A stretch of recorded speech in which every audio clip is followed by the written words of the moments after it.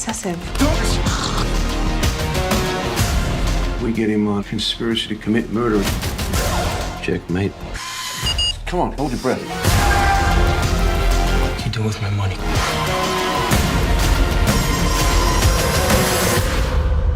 This thing is gonna outlive all of us.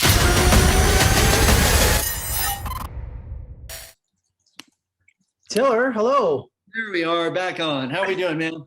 I'm doing great. Jeff in Vegas. How are you?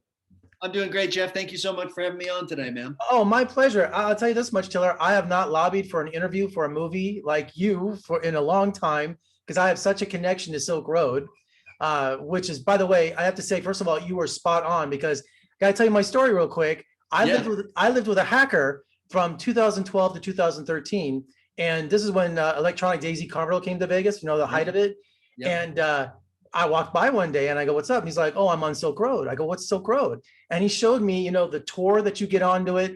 And I'm just like, and not only did your movie only touched on drugs and, you know, some other things, but you could get hitmen on there and weapons. I mean, I couldn't believe the things you could get on Silk Road. And he used Bitcoin as payment. We would go to the bank. He would mine a Bitcoin. He had to take a picture of the deposit slip. And then the no signature thing too. And in your movie, when they showed up, he goes, "You don't sign for it if you have a different name." He would have the packages delivered to empty houses using their addresses. So you got the full backstage pass, bro. I was freaking out because as this movie was unfolding, I'm like, this happened to me. You know, I didn't do any of the drugs or anything like that, but the product would come, you know, MDMA, he would get in coffee cans, DVDs from China, but only like 60% of the shipments would show up. And on Silk Road, it would be like eBay. If you had a bad review, it would destroy a dealer. They would not touch it. They would also report on how many packages were getting through. And I go, "How is this legal? We're going to get caught. You're going to bring me down." He's like, "They can't trace us." You know, so insanity. And as soon as Silk Road closed down. It's so interesting that you have, you know, because, you know, obviously a tremendous number of people had that firsthand experience of what it's like. But for those who didn't, it's like, really? That's how it worked, you know? Well, I couldn't get on Silk Road if I wanted to. You know, it was so complicated. Right. You know, you just don't go to a website and type in silkroad.com, right? It was real complicated. And I'm like, don't tell me, plausible deniability. I don't want anything to know with this. But when 40%, 60% of these shipments start showing up, he was getting in trouble with other people, you know, not to go into any detail. So I'm like, he moved away a long time ago. But so when I heard about this movie and I kept watching, I'm like, wow, they got all this right. This all really happens, you know? Awesome. And you know, Nick Robinson, what perfect casting. He just that young, naive, kind of idealistic guy, you know, Albrecht. And tell me about casting him for the role. You know, Nick is absolutely amazing, and I was so grateful to have the chance to collaborate with him. I had sat down with, you know, all of the awesome young leading men in Hollywood, and there were, you know, 25 different versions of the movie that were possible. And then when I sat down with Nick, I just really kind of fell in love with him as a human being. He was so likable and winning and kind of relatable, I thought. And I was just like, man, I like being with this guy, you know, hanging out with him. And so my sense was, because you're taking this character and you're going to a pretty dark place with it, you need somebody, hopefully, that the audience can hook into in an emotional way and take that ride, kind of, you know, as he breaks bad, so to speak. And Nick was just so kind of watchable, and also you were able to root for him. And so as soon as I met him, I was like, that's my guy. I really could identify with Jason Clarke's character, with Agent Bowden, because, you know, a psychology professor said one time, he's an analog man in a digital world. And that's how I felt, because I didn't understand. Now, my experience with Silk Road, I didn't understand the technology behind it. And also Jason Clarke's character didn't either. He felt like a dinosaur, you know, but in the end, sometimes the old ways are better, detective wise, right? Yeah, I mean, to me, Jason Clarke's character is kind of, you know, he's kind of a peck and paw character. It's, you know, he's like sort of out of the wild bunch, a guy who becomes out of step with the times. You know, this is a character who's spent his entire professional life learning how the streets work, learning what it's like to be, you know, a door kicker, kind of this old school guy. And suddenly the world changes, the culture shifts, and all of that skill set and knowledge is like abrogated to, you're a dinosaur, park it in back. And yet it is very applicable to the job. And so that tension for him of, understanding how to live life, by the barrel of a gun, and then being stuck behind a laptop that you want to just smash it every time you get in front of it, made it a real pleasure to collaborate with Jason on. And you said The Wild Bunch, one of my favorite movies of all time. William Holden, my favorite actor. Greatest line ever. If any of them move, kill them. Kill them. Yes. The best. The best. Can't beat Peckinpah, man. Oh. My second favorite behind Wild Bunch, or actually maybe even neck and neck, and underrated, but Pat Garrett and Billy the Kid. Another just Peckinpah masterpiece. I've watched that recently too, a couple times. Absolutely. And also Ernest Borgnine, one of my all-time favorites. So great. So great.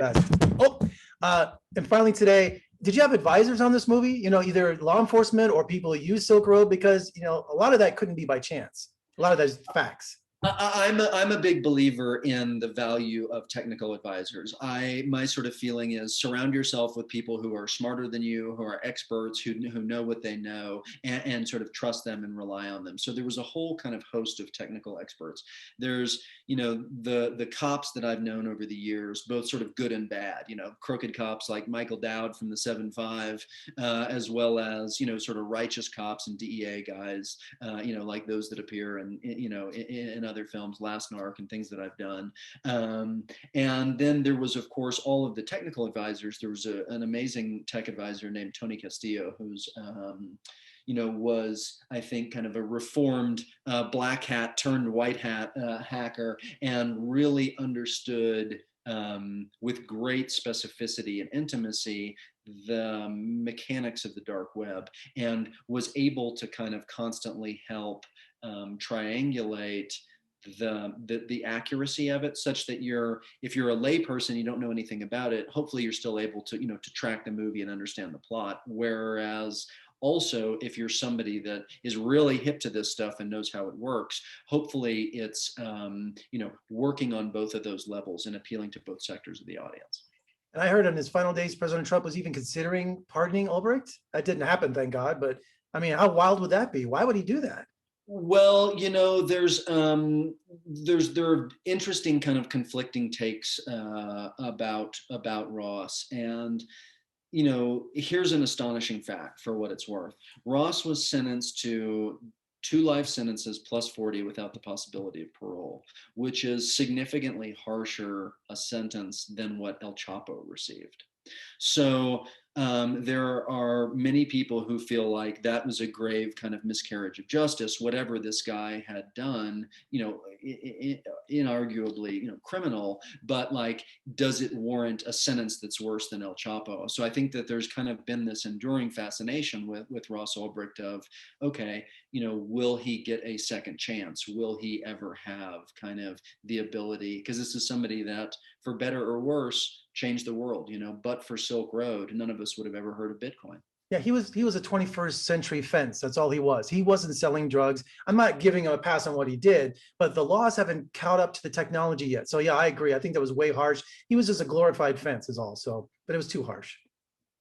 It's it's really interesting to sort of, it's a morally complex, to me, what was fascinating about the story and hopefully is enjoyable, in the film, is these are morally complex characters. It's not, cut and dried, who's good, who's bad. There is sort of both in all these characters, and it's the conflicts between them that to me made them fascinating characters to portray.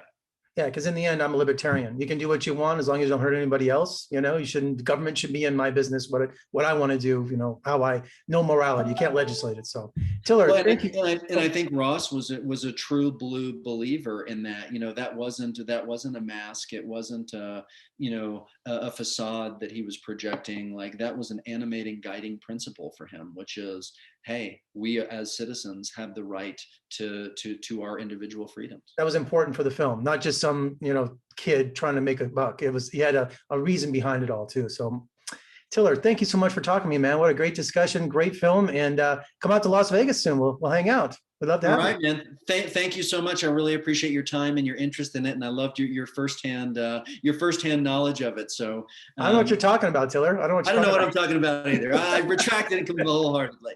All right. Thank you so much. Take care, my friend.